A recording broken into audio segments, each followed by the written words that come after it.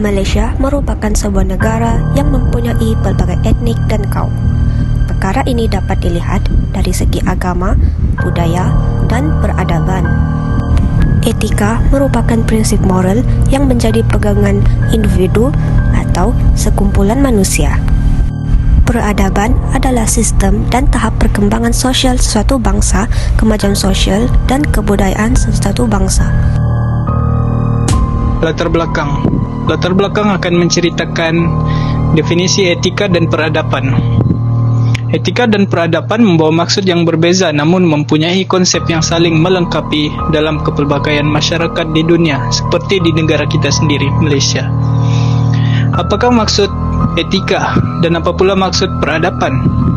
Etika bermaksud ethos yang berasal daripada bahasa Yunani yang membawa maksud sifat ataupun karakter, sikap dan adab yang menentukan tingkah laku sesuatu golongan.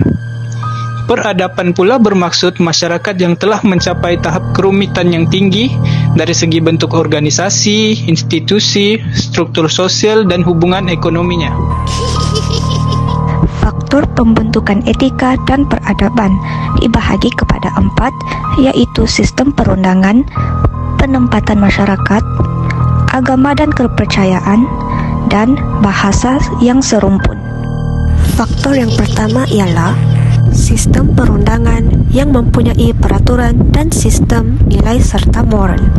Peraturan undang-undang dan pembuatan undang-undang untuk perlembagaan sesebuah peraturan undang-undang bertulis merupakan undang-undang yang telah digubal oleh legislatif atau badan penggubalan undang-undang lain. Moral ialah perbuatan seseorang dalam berinteraksi dengan manusia.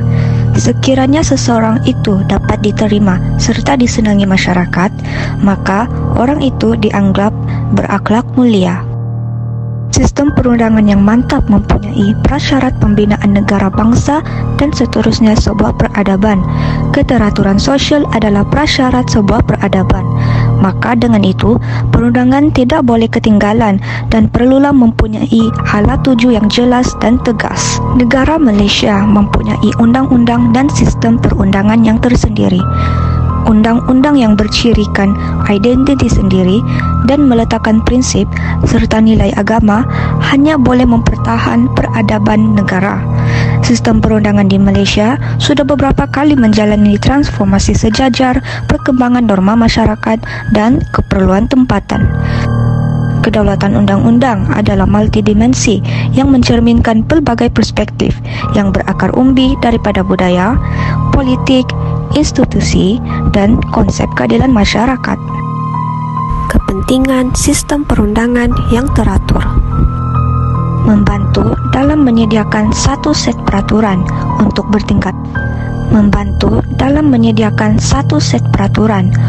bertingkat laku sesama masyarakat. Berperanan menentang perbuatan negatif serta jenayah melalui sistem perundangan seperti mencuri, memukul, membunuh dan sebagainya. Memastikan keselamatan melalui sistem sosial dan ekonomi yang adil, menjamin keselamatan harta dan penguatkuasaan kontrak melalui sistem yang mengimbangi kuasa dengan mengunggulkan accountability serta memastikan tadbir urus yang baik. Kewujudan undang-undang itu merupakan nilai moral. Masyarakat yang tidak mempunyai nilai moral tidak akan dapat mengikuti dan menghormati undang-undang yang telah digubal. Kesannya, perpaduan dalam masyarakat dapat dicapai disebabkan faktor sistem perundangan yang stabil dan kukuh. Selain itu, faktor yang kedua yaitu sistem agama dan kepercayaan. Agama ditafsirkan sebagai satu asas kepada kepercayaan pada Tuhan dan sifat-sifat serta kekuasaan Tuhan dan penerimaan ajaran dan perintahnya atau kepercayaan kepada sesuatu yang amat berkuasa. Peranan seluruh agama. Melihat dari perspektif agama yang berbagai, kebanyakan agama tidak mengambil kira sama ada agama samawi atau duniawi, kesemuanya mengajar untuk sentiasa berperilaku baik.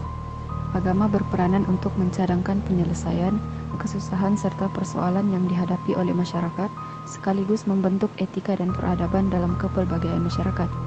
Agama akan membimbing sesebuah masyarakat itu agar berkelakuan baik, menghormati orang, taat kepada perintah, berakhlak mulia dan berdisiplin. Agama Buddha menekankan agar penganutnya menjalankan kehidupan secara bermarwah serta menjadikan etika kehidupan yang sempurna sebagai asas dalam peradaban masyarakat. Agama Hindu pula menerapkan kepada kepercayaan yang memerlukan mereka mengamalkan kehidupan yang bermoral. Agama Kristen pula, para penganutnya mengamalkan nilai-nilai murni mereka berdasarkan kepada kitab Bible mereka. Dan agama Islam ialah agama yang menerapkan amalan yang mengajar penganutnya melaksanakan segala kebaikan dan amalan yang baik berdasarkan kepada Al-Quran dan Sunnah. Penghijrahan masyarakat China dan India ke Tanah Melayu pada akhir abad ke-18, 19 dan awal ke-20 telah menyebabkan struktur kependudukan dan sosial telah berubah. Hal ini menyebabkan pertumbuhan dan perkembangan kepelbagaian etnik dan penempatan yang merupakan permulaan kepada pembentukan kerencaman dan kemajmukan etnik di Malaysia. Golongan masyarakat masih mengekalkan identiti masing-masing, namun terdapat pembahagian dari segi penempatan dan ekonomi. Justru itu, fenomena ini mendorong ke arah pembentukan masyarakat majmuk atau masyarakat plural. Proses asimilasi telah berlaku disebabkan kedatangan penjajah British ke alam Melayu. Hal ini menyebabkan kaum tempatan berkahwin dengan orang asing, lalu mewujudkan puak keturunan, said, peranakan dan sebagainya. Asimilasi ini telah menghasilkan kepelbagaian budaya, bahasa, dan adab resam yang ada di Malaysia akibat proses interaksi peradaban Melayu dengan peradaban lain seperti Arab, India, Cina, dan Eropah, khususnya British di Tanah Melayu. Faktor yang terakhir yaitu faktor bahasa yang serumpun dengan satu sistem tulisan yang tersendiri. Bahasa ialah sebagai sistem lambang bunyi suara yang digunakan sebagai alat perhubungan manusia melahirkan perasaan dan pikiran. Sistem tulisan pula bermula sejak 5000 sebelum Masihi, menggambarkan pada dinding gua dan tempat tinggal mereka berterabur dan tidak teratur, kemudian susunannya menunjukkan kesinambungan.